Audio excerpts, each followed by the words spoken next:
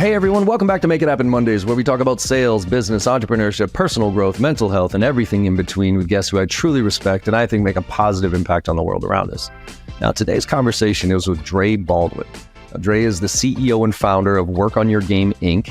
He's given 4 TED Talks and has authored 33 books. He's got a 9-year professional basketball career that we dug into during the conversation, and he's got a bunch of really cool frameworks on mindset, strategy, systems, and execution. And we always start with the origin story here, which was a really interesting one where he's coming from, because he was never taught basketball. He picked it up on his own and went all in and learned about the discipline from his parents. And when we got into it, we started talking about favorite basketball players, obviously, because I played ball growing up. I was not a professional player, obviously, but Michael Jordan, no question about it. And we talked about how the reason that Jordan was as great as he was not necessarily because of his physical abilities. It was because of his mindset. Same thing with Kobe, right? So with that as a launching point, we talked about the difference between motivation and inspiration and discipline, and how there's distinct differences for each one of them and where they each play.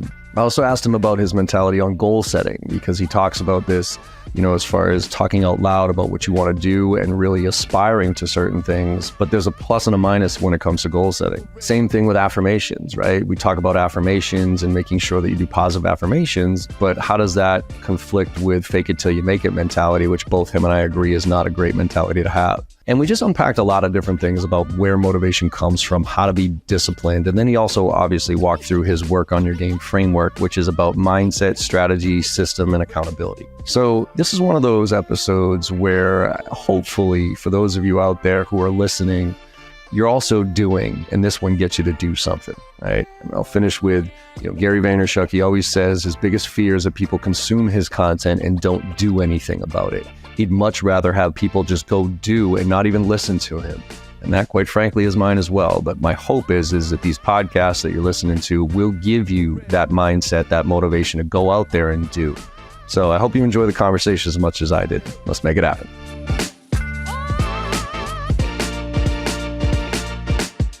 Dre Baldwin, welcome to the Make It Happen Monday podcast, my friend. How you doing today? I am doing great, John. I'm excited to be here. Thanks for having me on. Yeah, I'm looking forward to this conversation. I was doing some prep. You got 33 books? Is that what is 33? Officially, yes. How in the world, first of all, how in the world do you get time to write 33 books, man?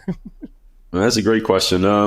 I just say I open up Google Docs and start writing. So I've always been a big writer. I think I have a gift for coming up with ideas for content, and then the discipline to actually do it. So I think all 3 put together. Yeah, that discipline, we're going to get into that. But are you one of those ones who get the talk to text, right? Where you're just rolling around and you just start talking to it so it transcribes it for you and then you come back to it later? Or do you just literally sit down and write whenever it hits? Great question. So I would say, John, probably out of 33 books, I would say the first 22-ish, yep, I typed. Okay. And I type on... of course, I was typing on the computer at first, around 2009, 2010. Yep. And then I started writing on my phone. I can write on my phone very fast. So I can type on my phone. You sit there with your thumbs and you fire away on your phone writing books? Yes, I do. I write all my articles on my phone, almost all of them on my phone as well. So yeah, I type a lot of them on my phone. And then probably around the last 8 to 10, I would say about maybe 50 to 60% of those books I started to use the talk to type. Okay. Because the thing is, John, when you do that, we don't talk how we write. Right. So if you just talk normal, like we transcribe this conversation, try to turn it into a book, there'd be a lot of editing you had to do. Oh yeah. So you got to learn how to talk in a way that is formatted for a book. So once I learned how to do that, then I could do it a lot better. And it depends on what kind of book you're writing as well. Like information type books, I can do it. Yeah, of course. That was the one thing for me when I transcribed my training, right? I figured because I'd done my training so often, I figured I'd just go in studio and let it roll. Right. And I was sorely mistaken, right? I was like, oh man, you got to redo the whole thing. Redo the whole thing. And what was cool about it was that by sitting down and writing it out, it actually made me a better trainer because I had to logically think through how to convey that information in a way that was structured in a way that people could actually digest it better, right? Because in live, you can kind of go off the hook and you can go around and come back to it, whatever. But on a book or on a video, like there's just that single stream. So you got to make sure that you're paying attention to it. Right. And it's like same thing when you delegate. You know, when you first hire staff and you start delegating, you realize that your instructions aren't as clear as you thought they were, right? So you learn how to really, really lay things out, and you put in your SOPs and all that. You learn that you have to be very precise. Absolutely. All right, man. Well, look, before we get into the rest of this, let's back up a little bit. Give the audience a little bit of background on where you're coming from, because I like your history, and if you don't mind, like going way back, because I you know, you and I, like, I played ball in high school. I never played professionally, but you know, bench for a little while, got my ass in gear. And so if you could kind of walk back early, I always love hearing people's origin stories, like not just your work story, but your origin story, where you coming from, like parents, all that stuff. Like, give the audience a little flavor of where you're coming from. Sure. Where are you from geographically? Where'd you grow up? I grew up in Boston. Okay, perfect. So I'm from the city of Philadelphia, now based in Miami. But growing up, I had both parents at home. My parents were in their early 20s when they had my sister a year before me, then me. It was just two of us. And my mother worked at the earliest I remember my mother. She was a college student when she had her kids. And when my sister and I were very young, she sometimes would take us with her to school, to night school, and have us sit on the bench outside the classroom while she went to class. Right. And she realized that wasn't sustainable. So she dropped out of college to raise her kids. And I remember the earliest job I remember my mom having was two things. She worked at Denny's as a waitress, and she would take us with her when she went to clean people's homes for money. And she would budget buying clothes for her kids. And my father was, he's always been a musician, like as a side gig. He's retired from his full-time gig now. He does music gigs, like at cabarets and stuff like that. But he worked as a machinist, basically in a factory for about 30-ish years. He worked as a security guard, so these are, basically lower middle class people, but raised both of their kids, and they wanted both of us to go to college because neither of them had done that. My mom dropped out of college. She didn't finish college till I was in college. Right. So how much time that took. And they're not athletes. I'm 6 feet, 4 inches tall, but my sister, my mom, my dad are all under 6 feet. So they're all around 5'7", 5'8", all three of them. Yeah. So I got lucky genetically, and was always into sports, played, backyard sports, driveway sports, kickball, backyard basketball courts, stuff like that, touch football. And team sports, I did a little bit of football, never really played. My family couldn't afford the equipment, so I never got all the pads and stuff for football. Played baseball for a minute, but wasn't really that talented at baseball. My ceiling, I probably would have been a bench player in high school, so I didn't go far in baseball. Picked up basketball around age 14, John, which is pretty late if you're trying to go to college, let alone the pros. But that's my situation. Only played 1 year high school ball, walked on to play college ball at the D3 level. So as far as my family goes, they were not pushing me to be an athlete in the least. My mom's not a sports person. My dad's into sports as a fan, but he wasn't a player. And he didn't teach me how to play basketball because he wasn't a basketball player. My parents were big on discipline. Just be respectful of the adults around you, have manners, go to school every day, do your homework, can't go outside on school days, can't play video games except on the weekends. So that discipline is, a lot of people ask me, well, you only played 1 year high school, you walked on in college. How'd you develop the game in basketball? Because mind you, I grew up in the 90s. There was no YouTube. There's no Instagram. So it's not like I'm watching some guy on the internet learning how to practice. Right? I basically taught myself, and people ask how I did that. Well, it was just, I took discipline that was modeled and enforced upon me at home, and I applied that to basketball. And that's how I got good at it. And then I saw that it worked in basketball. Eventually I applied it to business. So coming out of college, nobody was checking for me. Worked a couple regular jobs my first year out of school. This is 2004 to give everybody a frame of reference. Worked at Foot Locker as an assistant manager, worked at Bally Total Fitness selling gym memberships. Bally is out of business now, but not because of me. I sold a lot of memberships for them. And in summer of 2005, 1 year removed from graduation, I went to this event called an exposure camp. Are you familiar with those, John? Mm-mm. So an exposure camp in the athletic world is like a job fair in the business world. Okay. So, but this is not a free event. You pay to go. This is a pay to play. So instead of bringing your resume and putting on a suit and shaking hands, you actually bring your sneakers and shorts and you play. So this is 200 guys who all think they're good enough to play pro ball, all coming to the same place, and we're all playing with and against each other, trying to prove that we're good enough to play pro. And the audience, this is a destination event in the sports world because the audience is agents, coaches, managers, scouts from all over the world. They come to these events to try to find their next player. So this is a big deal for us because this is our chance. And mind you, you got to think, player in his early 20s going to an exposure camp, what is he otherwise doing? So any of you hear these stories about athletes who was 2 weeks ago, he was bagging groceries. Now he's playing in the NFL, right? Or he was emptying the FedEx truck. Now he's playing for the New York Yankees. It's like that. All right, these are the kind of guys, that's what they're doing at home. But now we're trying to get on to this basketball thing. So we're literally trying to win the lottery here. But we have a little bit, we can tilt the odds in our favor based on our performance. I played well at this event. There was a $250 in cash payment. I had to go to the event. I had no bank account, no credit card. So I had to call these guys and negotiate with them. Can I pay you in cash at the door? So they got me. They would have taken anybody's money. I later found out, but they let me pay at the door. I had to negotiate with my boss at Valley Total Fitness to get the weekend off because I needed off Friday, Saturday, Sunday for this event. And if you ever worked in retail, you know nobody gets the weekend off, right? So I negotiated to get the weekend off, played well at the event, got a good scouting report, went back home, start cold calling basketball agents. That's how I got my first agent. My agent got me my first job playing overseas. That takes us to summer of 05. So I don't know if I should keep going here, but that's... keep going, man. I love it. Okay. All right. So that's the summer of 05. My first job was in Kaunas, Lithuania. And this footage from this exposure camp I went to, because you got a scouting report written by a third party. So this was important for me because I needed someone other than me to say that I was good. And then you got the footage from the games you played, because you played 2 games on Saturday, 2 games on Sunday. Now, the footage from this game, John, was on this thing called a VHS tape. You remember those? Yeah, man. I'm 47, so I'm right there with you, right? Yeah, right. So it's on the VHS tape. Now, I know that a VHS tape, if I left it in the sun, it got hot, or you just lose it, the footage is gone. But I needed this footage. This is the most important footage that I owned because it was the best footage of me playing that I had recorded. I played well in other places, but I didn't have it on tape. So this is back when, for the millennials listening to this, nowadays everything we do is on camera, right? But back then, you could play 10 games and none of it's on camera. So I remember calling my college coaches after I graduated, like, hey, can I get the footage from this game?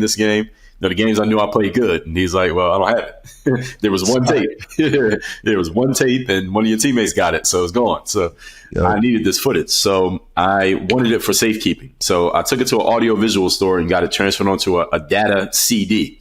And I uploaded the CD footage to this new website that I had heard about because I've always been an internet geek, kind of. There was a new website that came out that said you could put as much video up here as you want for free. It was called youtube.com.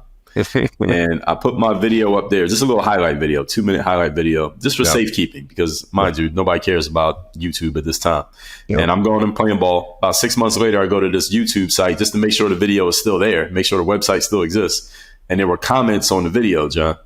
And the people commenting didn't know me. They weren't looking for me, but they saw this guy looks like he can play. He's on the internet. So they would just ask, who taught you how to play? How often do you practice? Where do you play at now?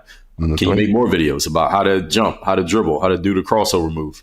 And I said, okay, well, I can do that. And I just said it in my head. Now, mind you, at this time, all I had was a little cheap $100 camera. This is before we had video cameras on the phones. And I didn't even have a tripod, John. So I'm going to the gym every day working out because this is what athletes do, or at least this is what I thought all athletes did. And I would just take my little camera. I would put it on the bench next to the basketball court, like the little bleachers for you to sit down. I would just put it on the bench, aim it towards the basket, and I would just film the whole workout. There was no rhyme or reason to it. And then I would just take little clips from it and put it on YouTube sporadically. And this is how I started to build an audience from 2005 to 2009. Mind you, I'm bouncing around playing in different countries at this time, back and forth from the USA to wherever I was going. In 2009, my phone was not ringing. In other words, I was a free agent without a job opportunity. So those of you who don't know the sports world, you think of an actor or an actress in between jobs, in between castings. They're working at Starbucks, right? They're waiting tables. That's kind of how the athlete life is as well. I glamour it, right, but people don't know that. They don't realize that. And my phone's not ringing, and my agent's not calling. And I said to myself, okay, I'm getting into my mid to late 20s at this point, John. And I'm like, well, how am I going to get some control over my life and over my career? And at this time, luckily, I harkened back to something I had read about 10 years earlier. It was, I got introduced to what I didn't know at the time, but was network marketing. I went to a couple of hotel meetings and got introduced to a book called Rich Dad, Poor Dad by Robert Kiyosaki. And in that book, he was explaining the concepts of entrepreneurship that had never been taught to me. And mind you, I have a 4-year business degree. That was never taught to me in college, the things that he was saying in that book. So I kept that in mind. And I always said to myself when I read Kiyosaki, I know I'm going to play ball after college, but after that, whatever he's talking about, I'm doing that. I just kept it in the back of my head. I'm playing ball, no job. I remember Kiyosaki. I also, at this point, had just finished reading. It was kind of like the new age Rich Dad, Poor Dad made for the digital mindset. It was called The 4-Hour Work Week by Tim Ferriss. Similar principles, but it was for people using the internet. First person I ever heard talk about outsourcing and delegating. You can hire somebody in India to work for you. I never heard anybody talk about that. And I just read his book, Remember Kiyosaki, and I was reading Tim's blog at the time because he did a lot of blogging. And he would talk about, hey, here's how you can test out a product idea. I followed his simple steps. I created this program because I had all these basketball guys watching me on YouTube at this point. My videos were coming out maybe once a month sporadically. Again, didn't matter. There was no money to be made posting content to the internet at this time. And I went and followed Tim's little 4-step process to test out a product idea. And I put out a $4.99 training program for basketball players. It was actually 2 of them, one for dribbling, one for shooting. $4.99. And the products did not actually exist. It was actually a dummy website that said, here's the product, here's the price. If you want it, click the button. And if they click the button that said the product's under construction, put in your email address if you want to know when we make it. So I did that. This is all Tim's instruction. I did that, and I was getting email addresses. People were submitting emails. So people want this product. He said, that's enough to know it's a viable thing. Go make it. I went and made the product same day, put it out on YouTube. I just made a video announcement to my YouTube followers. Hey, I got this new product. It's called hoophandbook.com. Go to the website. You can buy the program. And that night, I remember I had the BlackBerry phone. Did you have a BlackBerry back then? Yeah, I did. Yeah. Yeah. So I had the BlackBerry, and a little red light would blink when you got an email. And the light was blinking and it said, congratulations, you made a sale. $4.99. And when I made that sale, John, I said to myself, this right here, I can do for the rest of my life. Because I know basketball, I was still playing at this time. My phone eventually did ring again. And I knew I couldn't play that forever. But what I had just done, I didn't know the phrase at the time, but intellectual property. I'd taken an idea out of my head, turned it into a real thing, and exchanged it for money. I said I could do that forever. My ability to jump 40 inches in the air will not last, but my ability to translate knowledge into a thing and turn it into money, I could do this for the rest of my life. And I have complete control. I'm going straight to the consumer, no gatekeeper. So this is beautiful. And again, this is 2009. So this is right when social media was starting to be a thing. Content was starting to be a thing. Influencers, we weren't using that word yet, was starting to be a thing. And I already had a little bit of momentum because I had all these basketball players following me. And so that's where I started. Officially, I became an entrepreneur at that point. And what happened a little bit after that, about 2010, the ball players who were watching me on YouTube started asking me questions about my background because they're like, this guy, never heard of him, never seen him on TV. He obviously can play. But he's putting these videos out on at this point, it was pretty consistent. By 2009, Google bought YouTube.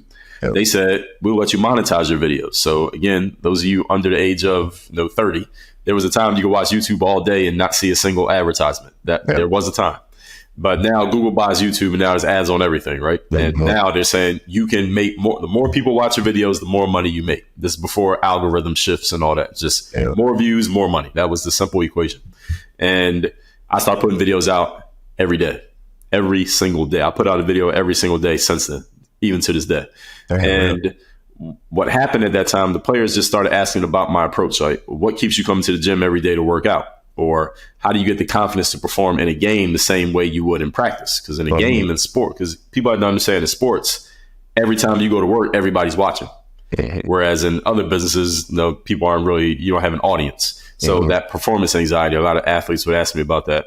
Or, man, you got cut from your high school team 3 years in a row, which is a true story. You sat on the bench the 1 year you did play. You walked on at a D3 college, which does not produce pro athletes. So again, people who don't know sports world, Division I is the guys on TV. Division III is down in the basement. Right? Most Division III players don't even think they're going pro, let alone do they do it. So Dre, how did you keep going? So, and then they would ask, how do you get started? How do you get started? Because by this point, 2010, now kind of being known on the internet is starting to be a career aspiration. Right. When we were young, what did people want to be? Wanted to be police officers, firefighters, and president of the United States, athlete. Now, my niece and nephew, they want to be YouTubers. Right. That's the thing. Right. It's like, they don't even know what it means, but that's what they want to be because that's what they say. Right. So people want to get known on the internet. So now people are asking me, Dre, how can I get known on the internet? How can I build an audience on the internet? Or ball players would ask, how can I play overseas? Because there's not a lot of clear information on how to do it. So based on these 4 questions, showing up every day, I start talking discipline. Performance anxiety, I start talking confidence. How do you keep going despite the setbacks? I talk mental toughness. How do you get started on anything that you want to do? You have the idea, but how do you begin? I started talking personal initiative. So what I did was, because at this point, John, even everything I've told you up to this point, every video I had on YouTube was about basketball for basketball players. That's all I was talking about. This is how you dribble. This is how you shoot. And I'm literally on the court doing the drills. This is not talking. I'm on the court showing them. I didn't have anyone who didn't play ball watching me. So I started doing these videos every Monday. I floated the idea. I called it the weekly motivation. The weekly motivation was just going to be me talking about a mindset point to go along with the athletic stuff every Monday. And I said to my audience when I put the first video out, look, I'm going to do this every Monday. And if you all like this, you want more of it, let me know. If y'all don't like it, it's cool. I'll just stick to showing you how to do the Kobe Bryant move. But if you want the mindset piece, let me know. And every Monday I'll do a talking video where I just talk to you about something mental based. And the audience said, yeah, we want that, Dre. Please do that. So I did the weekly motivation every Monday, John, for 400 Mondays in a row. And those videos laid the foundation for where we are today. Because what happened is, first of all, the ball players appreciated it because even though they wanted the skills and the drills and how to dribble, many of them understood that the mental piece was the real key for them getting from where they were to where they needed to get to. Many of them had the tools physically, but they didn't have the mindset to make it work when it needed to work. Yep. So they understood that. The second part was, excuse me, a lot of people who did not play ball, because I'm just putting these videos on YouTube, a lot of people who didn't play ball started discovering me now because of these weekly motivation videos. Because those videos, if your basketball is not on your radar, you still might look up discipline or confidence. And my name was coming up in the search. And I would get messages from people who say, Dre, I don't even play ball. Then my son watches your videos, but I heard him listening to you talk and I like what you said. And that's how I realized that these mindset things that I'm talking about can be my segue from the basketball world to everybody else. And again, I knew basketball didn't last forever. And I also understood, being that I was in it, that as soon as I stopped putting basketball videos out every day, the basketball players are not going to know me because I'm not in their world every day. You got to be in front of people. And again, this is when the internet is everybody's becoming a publisher. So if you're not out there, you're forgotten. So I said, okay, when I get done, because I always saw myself, John, as going further than the basketball world. I never wanted to limit myself to just basketball because I knew I didn't want to be a coach or a trainer or an analyst after I was done playing. I wanted to move on to other things. Again, remember Robert Kiyosaki, Tim Ferriss. So I always had this in my mind. So I said, all right, perfect. So when I get done with basketball, I'll just take this mindset stuff and I'll just drop the basketball and just focus on that. Was exactly what I did. So I kept playing until 2015. And in 2015, by the time I stopped playing, self-publishing had become a thing. So I'd already written maybe 4 or 5 books at this point. I had some courses out there and I wanted to get into speaking. So I started doing TED Talks and pitching myself for professional speaking, which was a lot of work, but I built some traction for myself. And that's really what I did from 2015 to about 2020 was the books, coaching, courses, and speaking. 2020, COVID happened. There was no speaking for a little bit. I started focusing on my coaching program and more in-house stuff. That's what really I've been focusing on for the last 3+ years. And that brings us to today. So I hope that's in a nutshell, my story. Yeah, I love it. Shit, man. I love the evolution and also the foresight of being able to say, look, I know, because you see so many athletes, like that's all their world, right? And then they like how many athletes are broke, right? Like 5 years after they play pro ball or whatever it might be, because they didn't think about it from a business standpoint of what they were going to do later or anything like that. And to your point, talent only lasts so long, or physical ability only lasts so long, right? Right. So let me ask a couple of quick questions. I want to backtrack a little bit and get into a couple of things here. But first and foremost, so discipline, right? I got a guess on who your favorite ball players are, but who did you look up to, and which ones did you try to emulate, or did you, from a discipline and a drive standpoint? From a discipline and drive standpoint, I don't think I was even thinking about it that way. I just like players just because they could play. I would just try to see if I could play like them. So whose game did you like the most then? Well, if I had to pick one, of course it'd be Jordan. All right, Yeah, cool. yeah. All right, Of course, Michael Jordan. That is, by the way, that's a Jordan ball right there. Oh, yeah? Okay. He was my number one growing up. So even though I grew up here in Boston, like Bird, McHale, Parrish, that whole thing, Right. Jordan got me hooked as soon as I saw him. I was like, all right, this is insane. That's why I loved when what was when COVID hit? What was the show that came out about Jordan? What's that? Last Dance. Yeah, Last Dance. Like, I love that because I had all these, millennials talking to me about, LeBron. I'm like, no. And I would always tell them Jordan. And I would tell them why. And it was because, and this is what I'm getting to, is because of his drive, because of his passion.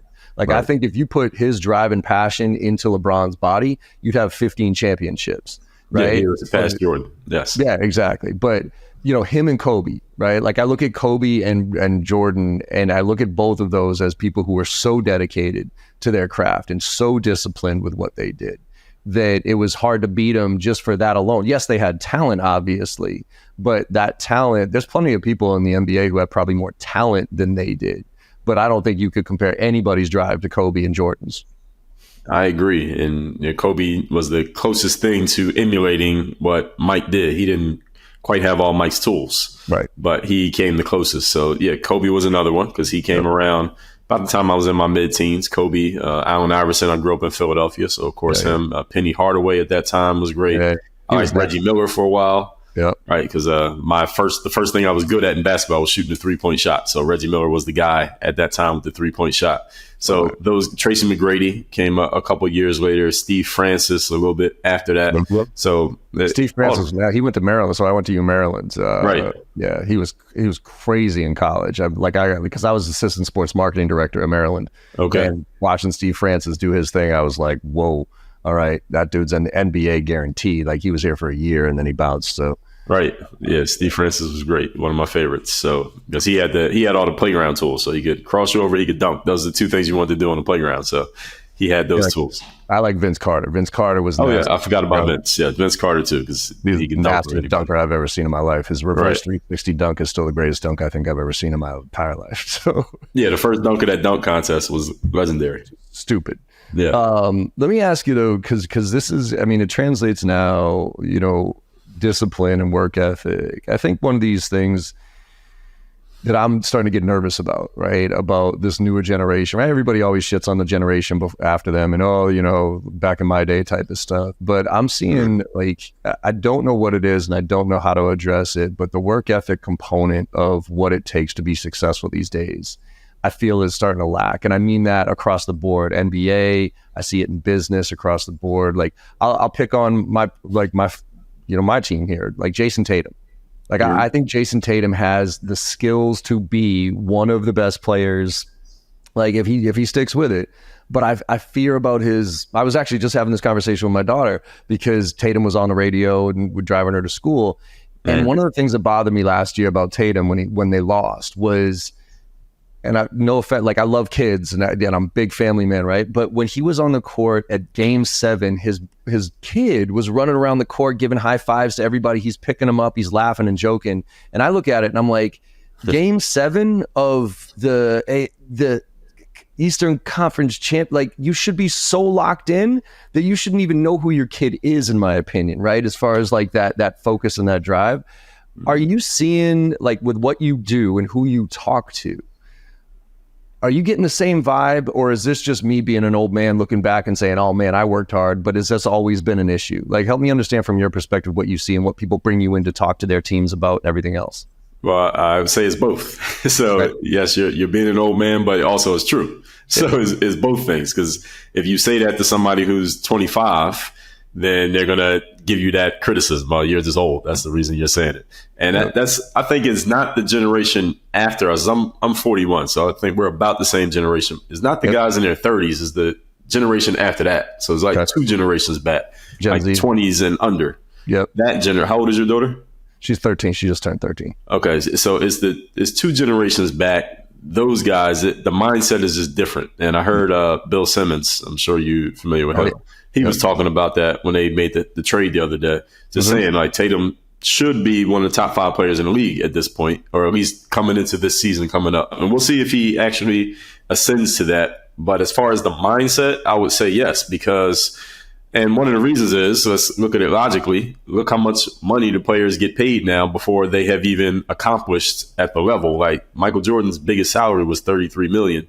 Mm-hmm. His last year after he did all of that stuff for them, and he kind of had to fight to get the 33. Yep. Right. And the year before that was 30. He had to fight for that. He made most of his money away from his salary. Right. And he's still the highest paid athlete of all time, which he should be, rightfully, but it wasn't from his salary. So what happened is people like him actually ushered in this era of people getting rewarded before they had the accomplishment, which is going to take the edge off for most human beings. And that's just what it is. It takes the edge off people because they're getting rewarded and they haven't accomplished anything, and guaranteed contracts in basketball. So that's logically part of it. As far as the other side of it, as far as people just not having that edge and that same lock-in, it's also that, the world has just become more fruitful of a place. When you're an entertainer and you're known, think about how much stuff gets thrown at the feet of, let's just say, a well-known entertainer or a well-known athlete at the highest levels, in America at least, these days. How much edge can you maintain when you have all of that already given to you, you haven't done anything, and it's guaranteed? Yep. So it's really hard to find somebody who's going to have that mindset. It's very difficult. Even the children of the players who did that, they don't have that same mindset because they grew up already having all the stuff. That's right. Exactly. So it's a completely different world. And that's what worries me a little bit, is that mindset, that mentality, that work ethic is just not there. Like, they want the outcome. And also we've gotten into this Instagram world where everybody sees the output, right? Like sees the success, but they don't see the journey of what it takes to get that success and the grind it took to get there. Yeah. And so talk to me a little bit about motivation versus inspiration. You did a post about motivation. Yeah. And this is what I'm trying to understand is, like, how do you motivate somebody? Like, I think there's a distinction between motivation and inspiration, right? But I'd love to get your take on this, because I think a lot of people falsely look for motivation / inspiration, and they don't really know what they're looking for or why. And really, when it comes down to it, it's an internal thing that they need to find and tap into. So how do you look at inspiration versus motivation? Well, look at motivation as something that comes from the outside, and inspiration comes from the inside. Now, somebody can motivate you and it can trigger an inspiration inside of you, I guess, if you want to look at it that way. But overall, I actually prefer discipline over both of those. Yep. Because some days you're not going to feel motivated. Some days you just don't feel like working out. Some days you have a 13-year-old, I have a 13-month-old. So you remember those days, right? You ain't getting much sleep. Yeah, right. So he's waking up in the middle of the night. Right now he has a little cold. So he's waking up. He's making noise. He's jumping around the bed. He's doing all kinds of stuff. You don't sleep. So do you feel like going to work that day, the next day after not getting that sleep? No, but you still have to do your job. So the professional shows up and delivers even if they don't feel like it. And the motivation is not even needed. So that's something that I talk about in one of my books called The Third Day. The whole principle is about motivations for amateurs. All right. Yep. Motivation is something that maybe you could go deliver to your daughter's classroom because they're kids. Mm-hmm. But at the pro level, excuse me, we're not here to motivate you. All right. Nope. You got paid. You got a contract, right? All right. Did your paycheck clear? Okay. Do your job. Yep. I don't care how you feel. All right. That's the game. And that goes back to what I told you at the beginning here. My parents, they went to work every day.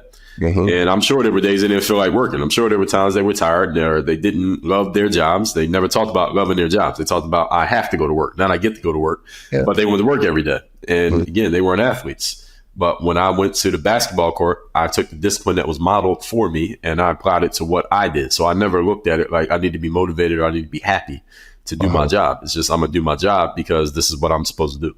Yeah. I think that's, because I always tell people, be careful about looking for motivation and inspiration from other people, right? Because it only is fleeting. Like I'll talk about, what is his name? Tony Robbins, right? Mm-hmm. So Tony, he sits there, he's screaming your name. They got they got all those hot coals, right? That he used to walk across until he burned too many people's feet and stopped that. But you're standing across those hot coals and you're looking at it like, man, I would never do this. This is crazy. You're out of your mind, right? But then you got Tony's big head in your face, like screaming, you can do it, you can do it. You get 1,000 people screaming your name. And you get inspired to do it, right? So you're like, all right, cool. And you run, or you get motivated and you run across those coals. And you're like, oh my God, Tony's like a genius. Like I did it, right? But the question is if those coals are sitting there next week and Tony isn't there yelling at you, and you don't got 1,000 people telling you you can do it, can you still run across those coals? Most people can't. Most people, that's why they keep going back to the seminars, they keep reading the books, and they don't do, right? They Right. get motivated and inspired, whatever you want to call it, but they don't actually do. It's like Gary Vaynerchuk, he always says his biggest fear is that people are consuming all his content and not doing anything with it. He's like, I'd rather you not follow a single thing I say, not follow me in any way, shape, or form, and just go execute, right? Right. So can I add something to that? Yeah, please, sure. So I 100% agree that, and Gary, if that's his fear, then he should be afraid, because that's absolutely what's happening. I don't even have to know him. And Yep. Tony is 100% the same thing with Tony, is that people keep going because they are getting off on getting the information and saying that they consumed it, but they're not doing anything outside of it. And I just came from a conference. I was at a conference all last week. And the people who I met at the conference, I'm not talking to speakers, I'm talking to attendees. Yeah. I would always ask them, all right, now that you've been here for a week, what's the number one thing you need to do now the conference is over? And you know what's funny, John, is that the answer that almost everyone gave me was to do something that they did not learn in the week of the conference. It's something that they already knew about before they came to the conference, but they hadn't done it yet. They're like, oh, well, I need to finish writing my book. Well, this conference wasn't even about writing books. So why did you write the book already? Right? Why didn't you do this? I got to launch my course. I got to figure out who's going to be the face of what I do. I got to figure out my ad process. Nothing in the conference had anything to do with any of that. The thing is, people just are continuously consuming the information, and it feels good to say that you did that, but people are very, very slow to execute. And it's funny because when you were just talking about, there's something you said a second ago, I can't remember it, but people look at my stuff and they say, oh, you wrote 33 books, or you did these TED Talks and you put out all this content. How do you produce so much?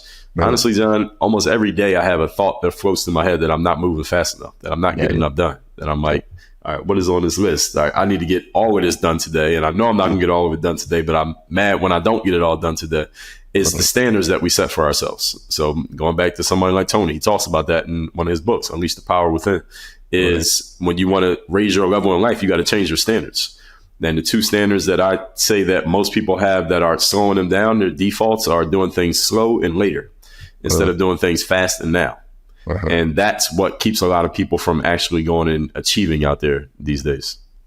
So how do you feel about goal setting then, right? Because I think you said something there that I always worry about too. Because I've always thought about goal setting, great, cool, smart goal setting and everything else. And one of the things I used to say was, hey, you want to make sure you say these out loud because you want accountability, right? Other people, like when you say it out loud. But I've kind of changed my opinion on that a little bit because the saying them out loud is actually the part that feels good. Hey, I got this goal to do this, right? So where does goal setting sit with you as it relates to discipline, as it relates to, you said setting, standards we set for ourselves? Like, how does that play into this mix? So actually, I'll look at it from both sides. So one, I am a goal setter. I set goals for the month. Every month I have goals, and I tell my audience, so there's a new month coming up. Make sure you have your goals written down. Who you need to be, what you need to do, what you want to have. So I always tell people do that, set your goals for the year. And then each day, your goals for the day, your tasks for the day should be based on achieving those goals that you have set for the month. At the same time, I don't tell anyone my goals. I don't share my goals with anybody because that's something that there's a guy named Derek Sivers. You familiar with him? Okay, so he's an author. And he also in Sivers, Sivers. He has a TED Talk where he talks about not sharing your goals with other people. And he explains what you just said, that when you speak about your goals, you get a slight amount of satisfaction from the fact that you are verbalizing them, because your subconscious mind doesn't understand that you didn't achieve it yet. You're just talking about it. And that little bit of satisfaction takes a little bit of the edge off that you need, a little bit of that discomfort that you need to force you to actually go do something to achieve the goal. So this is how then you look at something like social media, where you can present yourself one way that you have not actually achieved yet, but the satisfaction you get from people co-signing it or clapping for what you presented when you haven't actually achieved it yet actually takes the edge off for you to actually go and do it. So I can look at it from both sides. And the biggest challenge, the biggest antidote rather to all of that is you got to have the mental toughness to understand that I haven't achieved the goal yet, and something to hold you accountable, whether that's other people or some process that you have in your own head.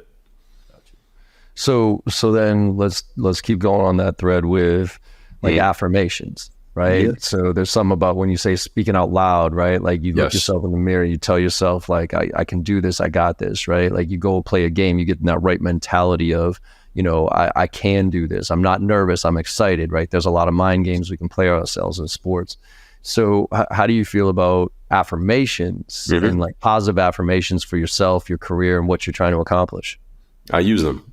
One of my books called The Mental Workbook, I talk about that, and I actually walk people through how to write out your daily statement of affirmation, whatever it is, as if it is already achieved. At the same time, you have those goals in place that you need to look at, and there's that friction that gets created. Okay, I haven't actually achieved these things yet. What do I need to do? And then the piece that moves you to action is the discipline. And the biggest thing that makes all of this work, honestly, is having other people around to hold you accountable. This is why coaching, masterminds, those type of entities help the highest level performers perform. And the people who try to do everything on their own, they can get kind of lost in the abyss of affirming themselves, yet not achieving, yet not being as disciplined as they could be, yet not moving as fast as they need to be. I was talking to someone just yesterday. I was doing a live stream. This woman was talking about a book that she's writing. I said, "What's the book about?" And first she said, I want to have a book out by March of next year. And we're recording this in early October. And I said, "What's the book about?" She said, "Well, I'm telling my story of I've been through this and this and this." I said, "Why would it take you 6 months to finish writing that? All you're doing is telling the story. You already know what happened, right? There's no research. You don't need to go to the library. You just write it down, right? So that shouldn't take you but a month at the most. And if you use talk to text, you can do that in a day. Honestly, I could tell my whole life story in a day if I just recorded. That's all I did.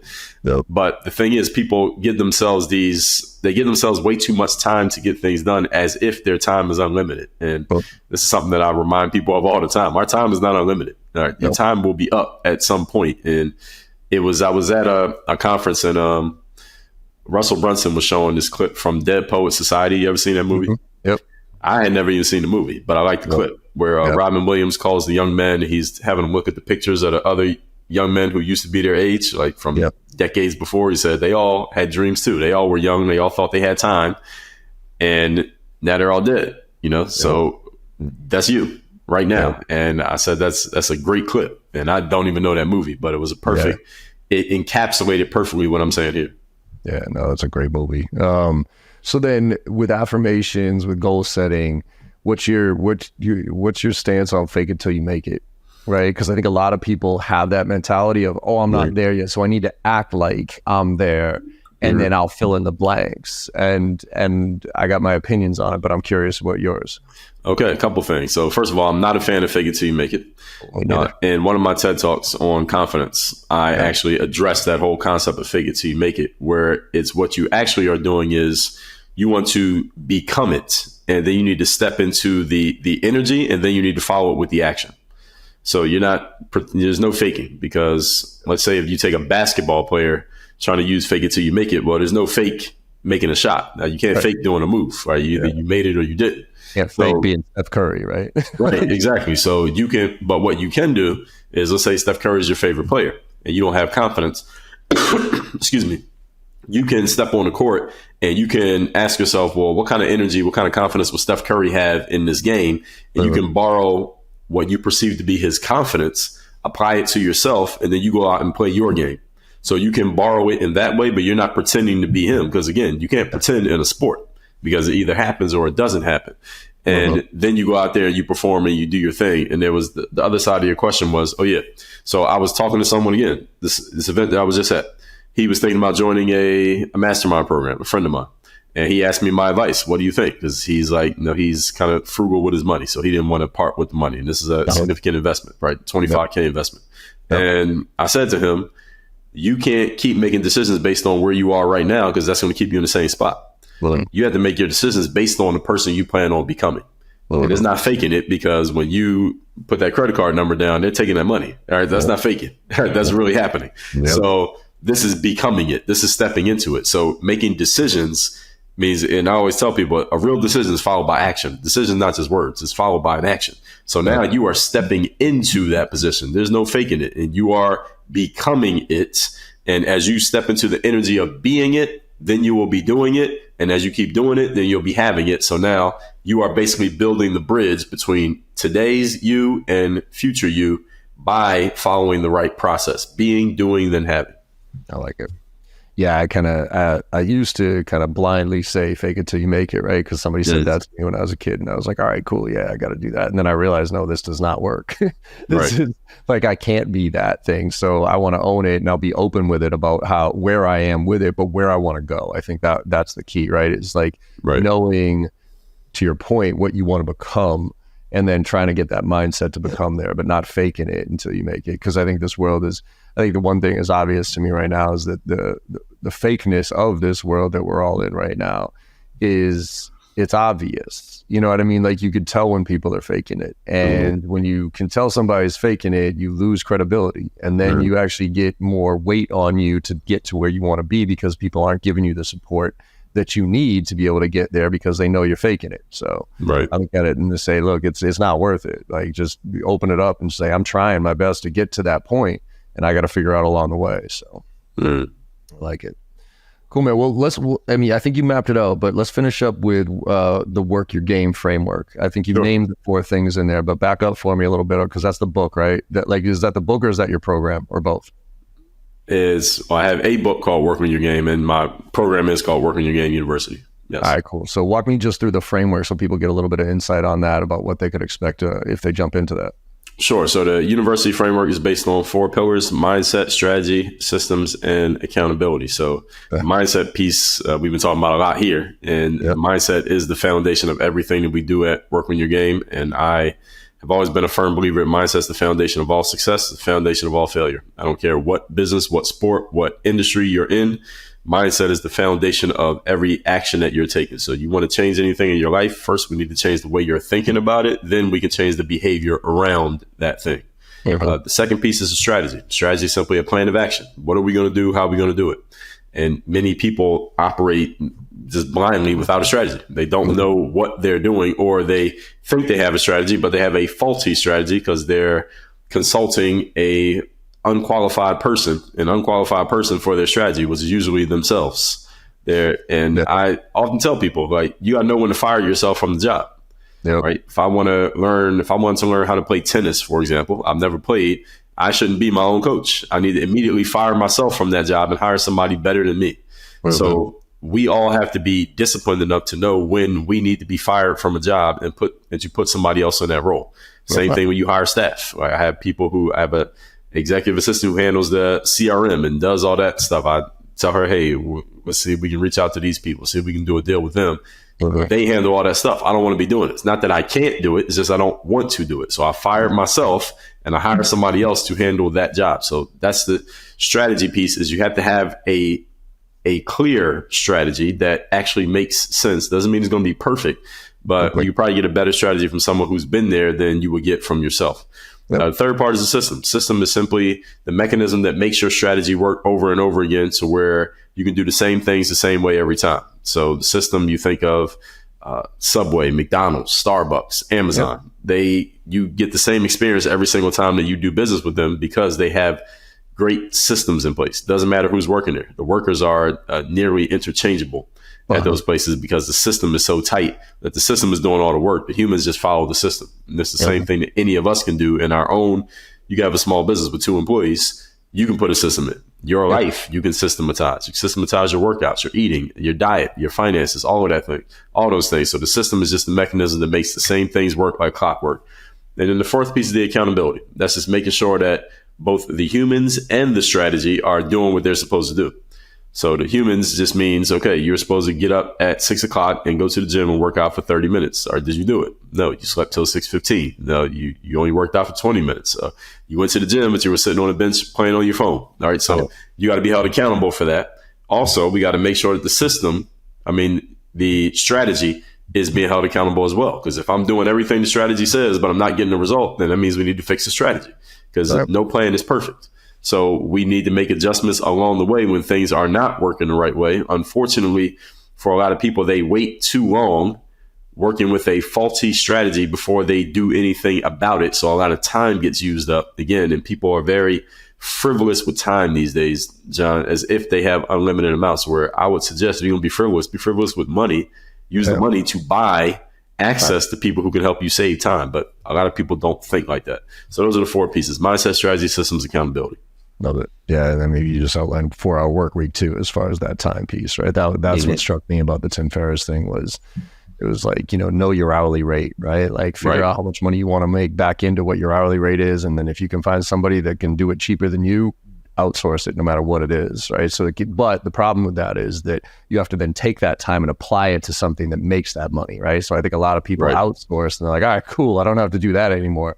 But it's like, now what are you doing with that time to execute so you can go? So awesome. What's funny is I once sent out a text to my text community. I got a couple thousand people in there. And I asked them, how much is an hour of your time worth? And, people are giving you all these crazy astronomical numbers. But then when it comes time for them to invest in a way to buy more time, all of a sudden nobody has any money, right? Yeah, so exactly. They all cheap out. So is your time really worth it? You're saying one thing, but you're doing another thing. And then also what you said there, do you have the discipline to actually now take that time that you purchased and put it towards actually making the money that you say your hour is worth? So that's the friction that you got to create. And then you basically got to put yourself in a position where you have no choice but to do that work to make it make sense. But a lot of people don't have that discipline. No, they'll just take it and just, like I said, outsource it, and then realize now they're even in a worse place because now they're paying money and they're not making any more money. So now you're actually more stressed out. So it's a loop, right? I mean, I think the first time I realized that was when I was like out of college, right? And I was doing my dry cleaning, and I'm sitting there like I would iron all my shirts because I thought I was saving money. And I suck at ironing, right? And I would inevitably ruin a shirt once a month or something like that. So I'm sitting there and I did the math. I'm like, wait a minute. I spend 2 to 3 hours a week ironing shirts, and I'll probably ruin one of them every once in a while. Or for $1.50, I could have somebody do it professionally and make sure that this was always tight and perfect. I'm like, I think that makes a little more sense because a lot of my friends, like, they didn't have money, so they're all dry cleaning. You can't, that's for, that's when you make cash. I'm like, no. That is something I know I am not good at. Somebody else is way better, and I'm going to use that time, those 3 hours, to go figure out a way to make more money so I can afford to do those things. Right. Exactly. Awesome, man. Well, look, I think we're coming up on time here, so I really enjoyed the conversation. What's where can we send people for you as far as where you want to point? I know you got a lot of stuff going on with your email list and your text list and all that, and you got all your books. So what's the place where people can find out more info about you? Well, I'm active on all social media platforms. My Instagram is probably most active, where I use the story function. So my Instagram is just my name, @Dre Baldwin. I'll share the text line. Is that okay? Yeah, please. Yeah, so I send out a text message every Monday called the Monday Motivation, guaranteed to have you focused, sharp, and on point to start your week. Just text me at 305-384-6894. And every Monday when that message goes out, you'll get it. We also send out a daily motivation for $2 a month. So if you want to get daily motivations, it's $2. You can get that every day, same number, same process. Cool. And as far as our program that you were just asking me about, that's at workonyourgameuniversity.com. That's the only place I do any coaching, work with anybody directly, is workonyourgameuniversity.com. Love it. Awesome, man. Well, I really appreciate the conversation, and I hope this got a few people to think about their motivation, inspiration, discipline, and everything else. I appreciate the conversation, and thanks for coming on board, man. Yeah, absolutely. Thank you for sharing your platform. I appreciate the opportunity. Absolutely. All right, everybody. Look, hope you enjoyed the conversation. Like I said, get off your ass and do something, because that's what it all takes at the end of the day. Everybody says, John, what's the secret to success? My answer is always the same. It's always work your ass off. So needless to say, but as I always say at the end of all these podcasts, go out there and make somebody smile today. Because no matter how bad your day went or you think it's going, you make somebody smile, you know you had a good day. And the world needs a lot more of that right now. So thank you all very much, and I'll see you on the other side. I hope you enjoyed that conversation as much as I did. With your support and our incredible guests, we're one of the top sales podcasts out there right now, and I can't thank you enough. Now, to keep the momentum going, it would mean the world to me if you could go and leave a 5-star review on your favorite podcast platform and share some of your favorite episodes with your network. Also, check out my new website, jbarrows.com, where you'll find even more ways to engage. There's a ton of free content, and you can also get trained from me directly as an individual or for your team. Look, I'm out there selling every day just like you are, and I'm doing my best to stay on top of all the latest trends in sales and technology. So if you're looking to level up and you give a shit about this profession of sales, let's connect and make it happen together.